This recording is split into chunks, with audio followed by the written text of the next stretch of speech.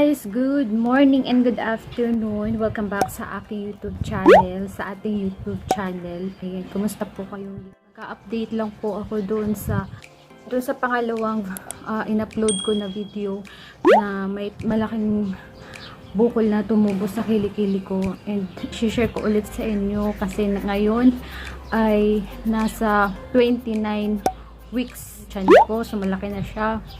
Tapos ngayon sa 7 months na pagbubuntis ko, yun, wala pa rin nangyayari sa kilikili ko. And doon pa talaga yung ano ko na, iniisip ko na nag-aalala pa rin ako sa kilikili ko. Kaya isi-share ko ulit yung mga ginagawa ko ngayon na araw-araw para lang maibsan yung sakit at saka yung pamamaga dun sa bukol ko sa kilikili.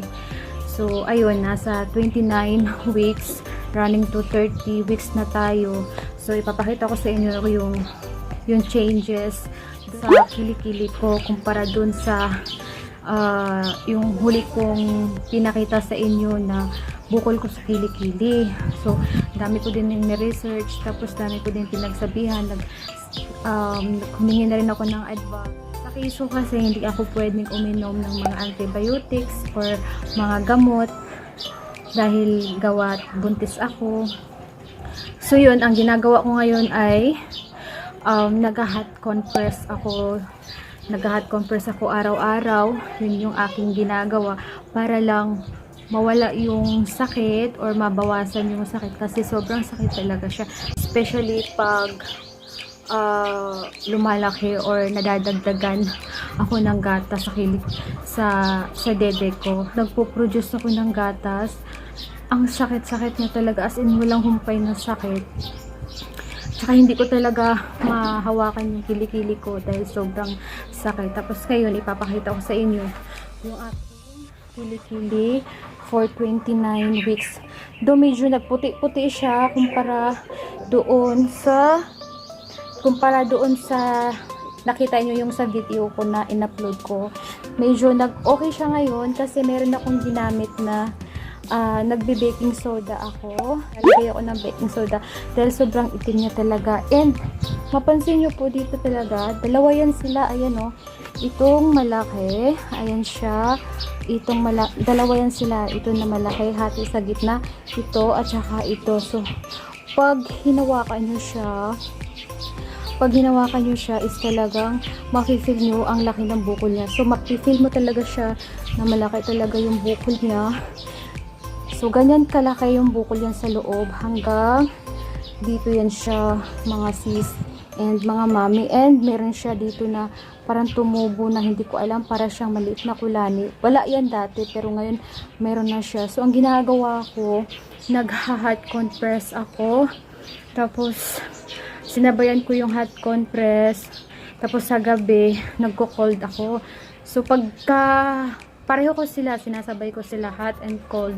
So parang nababawasan yung sakit. Kasi mula dito yung sakit, hanggang dito yung sakit. Yung part na yan, hanggang dyan yung sakit. Alam mo yung sakit na parang may pigsa sa ano mo, parang ang sakit ng pigsa tsaka yung sakit na nararamdaman ko ngayon is pareho lang talaga. Kumpara naman dito sa kabila, as in wala, normal talaga siya. So medyo ano lang siya, medyo ano lang yan, medyo maitim lang gawa nung nagbuntis ako ngayon. So ito lang talaga mga sis. And hindi kasi ako pwede uminom ng kahit ano na gamot, gawa nga ng aking sitwasyon. Ako ay nasa 30 weeks pregnant na. So ang ginagawa ko ngayon, nagko-collect ako ng mga advices ng mga nagko-comment sa unang video ko. Tapos may mga tips sila kung paano gawin. Tapos nagre-research din ako ng mga home remedies na makakatulong or maibsan yung sakit kasi sobrang sakit talaga, especially sa gabi. Hindi po ako nakakatulog ng maayos kasi sobrang sakit niya talaga mga mami. Ayan, ang laki niya, sobra. So mapipil mo naman hanggang dito yung laki niya. So sino ba namang hindi magwo-worry dyan sa kilikili mo? So first time ko kasi na magkaganito ngayong nagbuntis ako.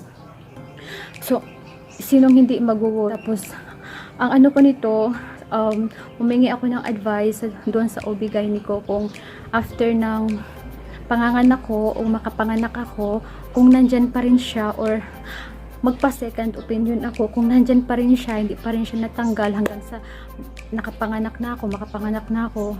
So, kailangan ko talaga siyang ipapa-second opinion kasi sobrang pag-aalala ko kasi nakita niyo naman, sobrang laki niya talaga. Medyo okay nga siya ngayon, medyo nagputi siya kasi naglagay ako ng baking soda. So, ayan lang talaga mga mami, ang laki niya talaga and masakit talaga siya pag pinipress ko po siya ng ganito. Sobrang sakit. And sabi nila, normal lang daw sa akin kasi nagko-connect daw yan siya dito sa dede ko at dahil nagpo-produce nga daw ako ng gatas pag may nakita ko mga ganitong cases, parang nakakapag-alala naman. Ayan, gumagalaw yung anak ko. Gumagalaw ka anak habang nagsasalita si mama. Ginagawa ko na lang ngayon, nagka-hot compress ako ng ng mainit na tubig, tapos minsan nagko-cold compress ako para lang maibsan yung sakit kasi sa cases ko hindi ako pwedeng uminom ng gamot pang kontra doon sa sakit niya, sa mga pain reliever, hindi ako pwedeng uminom ng ganyan. So yun lang, wala akong ibang wala akong ibang iniinom sa ngayon. So kung dun sa mga mommies na nakaranas din ng ganito sa akin, lagi po ako talagang nagsasabi na humingi ako ng mga advices or may mga tips sila para dun sa mga remedies na katulad namin, ng katulad ko na may bukol sa kilikili na ganito. Kung may mga tips kayo para maibsan yung sakit or ma-lesser, pa-comment na lang sa video na to para na ma-apply ko din siya. Oo, so kasi nag-aalala talaga ako mga mami sa sitwasyon ko talaga to. Kasi first time ko to na maranasan yung ganito siya kalaki na tumubo siya bigla sa kilikili ko. Ayan, sobrang laki. Ma-feel niyo talaga kahit sa malayo, makikita niyo talaga yung bukol niyo. Sobra. Tsaka masakit. At saka yung ngayon, pag nag-hot compress or nag-cold compress ako, parang nare-relax ako kasi babawasan yung sakit. Yun na lang yung tanging paraan na ginagawa ko para maibsan talaga yung as in talagang sakit na sakit siya, especially sa gabi. Hindi ko talaga maitaas yung kilikili ko. Kailangan ko talagang mag-hot compress para maibsan lang talaga yung sakit. Ayun mga mami, comment down below kayo sa aking video na to kung may mga mami na nakapanood ng ganito tapos biglang nawala after nung nakapanganak na sila, or ano yung ginawa nila para mawala to or matanggal to. Kasi ako talaga mga mami, nagwo-worried talaga ako. Ayoko may stress dahil lang sa bukol na to. Inaalis ko sa isip ko yung stress dahil lang sa bukol na to, pero hindi ko talaga maiwasan na hindi ma-stress pag iniisip, pag hinahawakan ko siya. And dati kasi nung hindi pa ako buntis, nagpapahalawa or nagbubunot ako. Ngayon na lang ang ginagawa ko kasi syempre tutubuan siya ng buhok. Ang ginagawa ko is nagsishave na lang ako. Ayun, sinishave ko na lang siya para hindi masakit. Para hindi lang talaga siya mabutas kasi iniisip ko baka may lumabas na dyan. May lumabas na something dyan sa kilikili ko. So, ayan po. Sana matanggal to kasi isa to sa nagpapa-stress sa akin na hindi ko talaga matanggal or hindi ko maiwasang hindi isipin yung mga ganitong problema. And, yun, dagdag ko lang din po, no? Sinabi din kasi sa akin ng doktor ko, normal lang daw sa case ko dahil meron kasi ako, polycystic ovarian syndrome ako and hormonal imbalance since noon pa hanggang ngayon. So, sabi ng doktor ko, isa to sa mga side effect daw kung bakit ako nagkakaroon ng ganito during pregnancy. So, iniisip ko baka nga kasi nung hindi pa po ako buntis, ang pinakamatagal ko kasi na delay na menstruation 1 week or more. So before ako mag-menstruation, parang nafi-feel ko na masakit yung kilikili ko, pero hindi siya nagmamaga. Masakit lang, konektado dito sa dede ko, yung sakit ng kilikili ko, sakit at saka sa dede ko is konektado siya.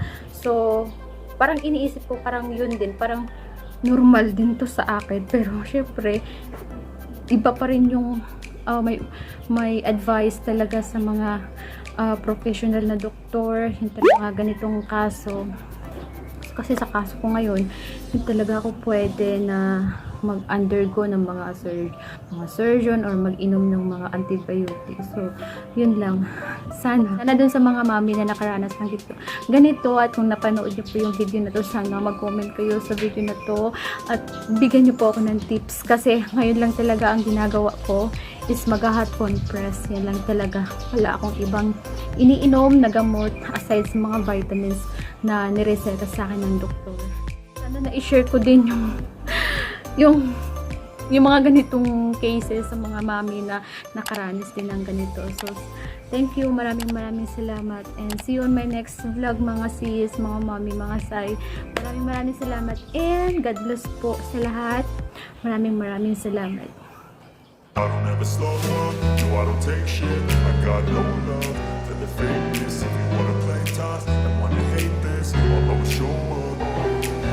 I don't ever slow up, no I don't take shit. I got no love for the fakeness. If you wanna play tough and wanna hate this, I'll always show up and make a statement. I don't ever slow up, no I don't take shit. I got no love for the fakeness. If you wanna play tough and wanna hate this, I'll always show up and make a statement. Everything I do so instinctive and so passionate. Every word I move so descriptive like an adjective. I got a vendetta against you